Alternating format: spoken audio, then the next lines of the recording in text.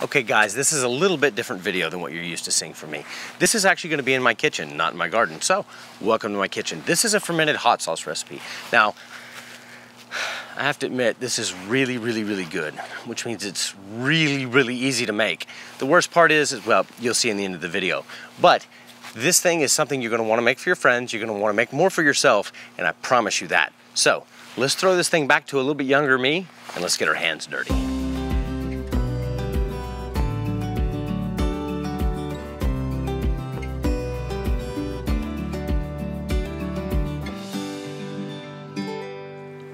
All right guys, this is a very simple recipe. If you've got a ton of jalapenos, and everybody has tons of jalapenos, this is a great way to kind of preserve them. So this here is something I already made. This is a Louisiana Style Hot Sauce. This is kind of chunky because I haven't strained it yet. But this is a fermented hot sauce. This is excellent. It takes these peppers that are just called mildly hot and makes them really hot. So I'm going to show you how we do this. We need a Quart Mason jar. We need some salt, a fermenter lid. There's other options for that. We'll talk about it later. A glass weight, which this is to weight down our material inside. There's options for that too. We obviously need some jalapenos, some banana peppers, about 5 cloves of garlic, and we need a half onion and a tomato. First thing we're going to do is we're going to wash all of our peppers. Now I have a mix here of red, green, and actually some banana peppers as well. We just want to make sure that there's nothing that is in this jar, because this is a fermentation process, that can cause bad bacteria to grow. In fact, all fermentation really is controlled rotting.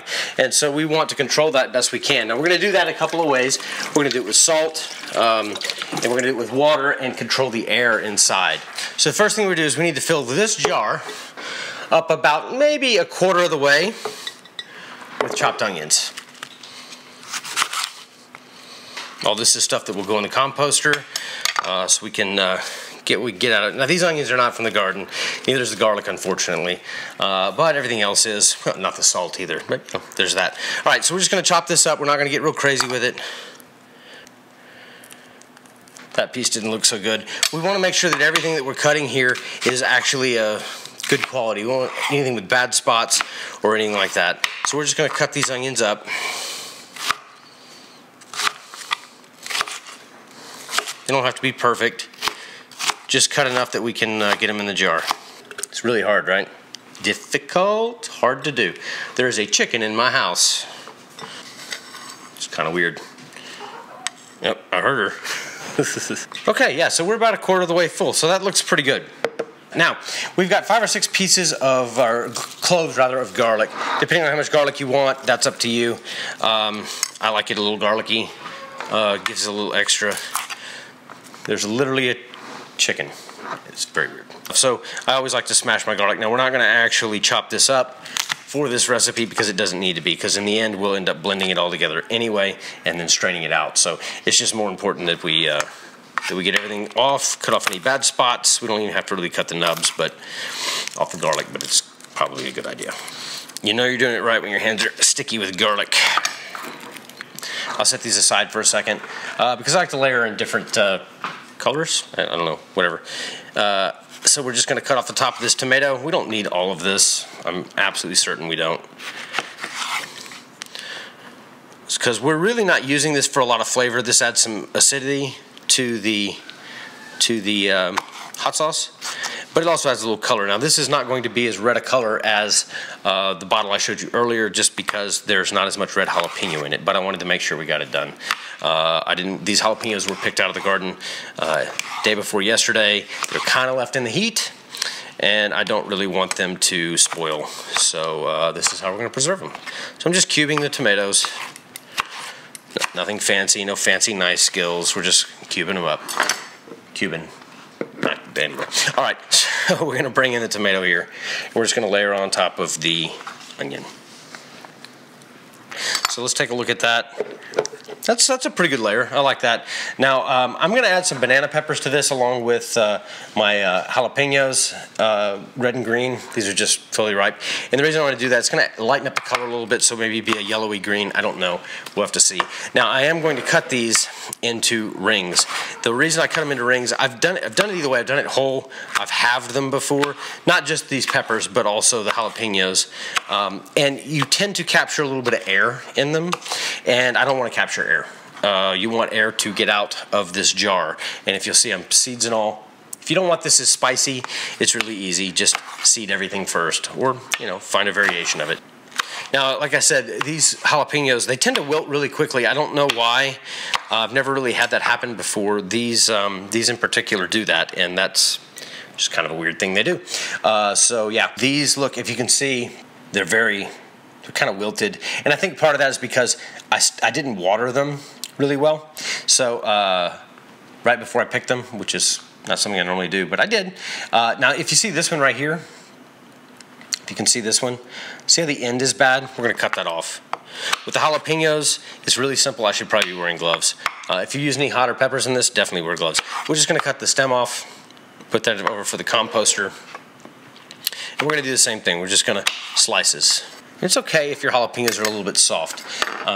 You just don't want them rotting or really, really, really mushy. That would be bad. Again, this is a fermentation process. Fermentation is basically where I think it's called the lactobacteria that exists on the outside of our food. And even store-bought food can do this. It doesn't have to be fresh, but make sure you wash your store-bought food really, really well before you do this, or produce. It basically takes that good bacteria and it converts everything that's going on in the jar and preserves it. Now, it doesn't last forever. It's not like canning. Don't touch your face. It's not like canning or something like that, but it is a process that will help you extend anything you have. You can do everything from, you can do tomatoes. You can do just about anything fermented. Of course, everybody knows sauerkraut, but there are lots of other things that you can do this style. And it's quite good. It adds kind of a funky, kind of groovy sort of tang. I don't know. If you ever had sauerkraut, you know what I'm talking about. That's all our red. We're going to add a couple of these little baby ones here. I don't know how these will be. We'll find out. They're probably really spicy. So we'll see. Ignore my knife technique. I'm not a chef.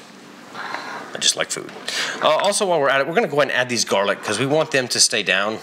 I'm going to push these in. All I did was add this garlic here to this. I'm going to kind of push them in there a little bit. Move this out of the way. Go back to our peppers. And I am going to put a little bit more tomato on top. And the only reason I'm going to do that is because the tomato tends to be in bigger chunks, and it will help keep everything under the surface of the water. One of the most important things in fermenting is to make sure that everything stays below the water level. These here, that's why I have a glass weight. But that and the salt content are some of the most important things that you can do for this. Okay, so we're there. All I'm going to do now is I'm going to take this tomato, and I'm going to take a couple, actually I just may take that one big slice, and let's see, I'm going to cut this out of the middle. So we're just going to cut this into kind of some big chunks, and I'm going to layer it on top. Oh no, I'll set these in here. And this is going to move around, don't worry about it too much. The big deal is just to make sure that you get water over everything. And that is what it looks like. It's got a beautiful little side profile, which I love. I think I'm actually going to put a little bit more tomato on the edge there. I can see where it might float. Take that off. Okay. And again, we have remedies for this, so we're not too worried about it. Okay, so the next thing you're going to need here is a scale. The reason I have a scale is because I do this all by weight. The perfect mixture of or saltwater solution, best I can determine, and from my experimentation, is about 2.5% salt by weight. So to do that, we need a scale. Now, I already have my vegetables in this. I need to zero this scale out. Yeah, this is the same size jar. It's got a little twine on it, but I use it all the time. I like to set it on there first and hit zero, or I'm sorry, and turn it on, and then it's going to zero out for me. So now this is zeroed. I need to get it. I'm going to do it by grams just because it's easier. 0 grams. I have a tare button here to actually zero it out once it's on top, but I always find because my particular scale here, the buttons are on the scale phase, so it tends to be off a little bit. So now we know what that is. That's zeroed out. We put this on here. We have 495 grams. That's the material inside, but we got to get something else, and that's water. So we're gonna get our water. Now I'm using water out of the tap. And the reason I'm using water out of the tap is because we have well water. It's very, very clean. There's no chlorine in it. There's none of that goofy, weird stuff. So for us, it works out great. So now what I'm gonna do is I'm gonna fill this up just to the top of the veggies. The reason I did that is because we have to add salt. Okay, and I don't know what that salt's gonna do to it. So we now are at 781 grams. So I'm gonna do some magic math. So doing the math, it's about 20 grams. It's actually a little bit less than 20 grams. So now all I'm gonna do is I'm going to actually turn this off and turn it back on. Now I'm zeroed out for what I have. I know I need 20 grams of salt. So I'm just gonna add the salt till I get to 20 grams. This is important too. This is kosher salt. You can use pickling or canning salt, but it needs to not have iodine in it. We need to actually start the process of decomposition in here. We're at 17 grams. We're gonna go nice and easy now. My hands are very clean, by the way. So are the jars. That's also important. Okay, 20 grams. So we're there. So now I'm gonna do is I'm gonna top this with a little bit more water just to get down as just over the top of the tomatoes now. And what I'm gonna do is I'm gonna grab a lid and I'll show you. Okay, so I have a new lid and ring here. And that's important because you want it, again, to be very, very clean. All I'm gonna do is I'm gonna put this on top and I'm gonna screw this down. This is not the way we're gonna keep this. I'm gonna do this. I'm gonna turn it upside down over and over. Two things, to get the salt mixture mixed in with this, number one, and number two, to make sure we get all the air bubbles out. Now I'm gonna open it back up, and as you can see, the water level has gone down. So I'm just gonna push this lightly back in there. We're gonna add just a little bit more water. We don't need much. There we go. Now we're gonna mix it again, nice and tight. There we go. Now you see that's getting all the air bubbles out of there. I don't know if you saw that when we turn it. There we go. So we're gonna just kind of beat it around a little bit, check the water level. It looks pretty good. So what we're gonna do now is we're going to put our weight on it. These are glass weights. I will try to put a link down in the description, but these are really great. They're glass. They're kind of hard to get a hold of, but I like them. So I'm gonna place this on top of the jar, and it didn't overflow. Look at us. Okay. The coolest thing about all this, and our next step, and this is how easy all this is we're gonna put a fermenter lid on top. Now this particular fermenter lid is a lid I've actually had for years and years and years. I think it's called Easy Fermenter. It's just got a little rubber valve that lets pressure or gas, oxygen, and the carbon dioxide that's created, I think it's carbon dioxide, yeah, this created when the fermentation process starts out the top but no air back in. That keeps our process from molding. Because we've got water all the way up to the top, it also keeps the water from molding. Now, you don't have to do this. You can use these lids. However, I suggest if you're gonna use just a lid, put a rubber band around this and set it on your counter. It'll burp itself, okay? If you wanna use a band, because there's crazy people in your house, loosely put that band on, but there's something you have to do every single day. You have to make sure you open this and burp it. And what I mean by burp it is make sure enough air gets out. Quickly put it back, okay? Usually it's as simple as loosening the deal. You may have to do this up to 2 times a day. But I'm lazy, I don't get time for that, so I have these. I can also put the description of these down in the description as well. So these are just simple, they screw on. They are simple, they screw on. There we go, we got a little bit of stuff overflowing, that's good, that means we're full of water. These will bubble up out the top. One of the other options you can use for these is they have, they're actually called fermenting lids. You put them on top, they have a water cock that goes on top, or a water stop, and it allows the air bubbles out and no air in. And all we have to do now is the hard part. We wait for 3 weeks. All right, we just wanted to do a quick 3-day check-in. This is the peppers, the tomatoes, the onions, and the garlic that we put in here 3 days ago. And as you can see, it's very cloudy. If we shake it around, you see the bubbles come up? So I'll do that a couple of times a day. I just want to make sure any air that's getting trapped from the fermentation process actually escapes. So the cloudiness is what you expect. That means it's working. And there's a little liquid on top, which I can just pour out and, oh, it smells good. It smells really good. So we're gonna keep letting this go. We're just gonna watch it and make sure that no air gets trapped in there. And we'll see you again in a few weeks. So we've now been exactly 3 or 4 weeks. You can still see there's some bubbles coming out. And that's okay, but you can see the cloudiness in here. That means it's working. There's no bad smell. All you have to do this is I'm gonna remove my fermentation lid. Oh, smells very good. Now I'm gonna remove the lid itself. This is the weight. I'm gonna throw it back in there. Now, what I'm gonna do is I'm actually gonna pour out some of this liquid. I've poured out about half the liquid, and now I'm just gonna throw it into my blender.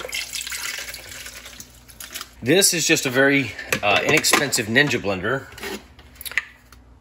And you can get these really cheap. It comes with 3 or 4 different sizes, but it has really good power. It actually works better than my immersion blender. So now I'm just gonna blend this up. Pulse it a few times. I'm gonna check the consistency now. See that? It's smooth, but it's still chunky. Now, I'm gonna go ahead and taste it.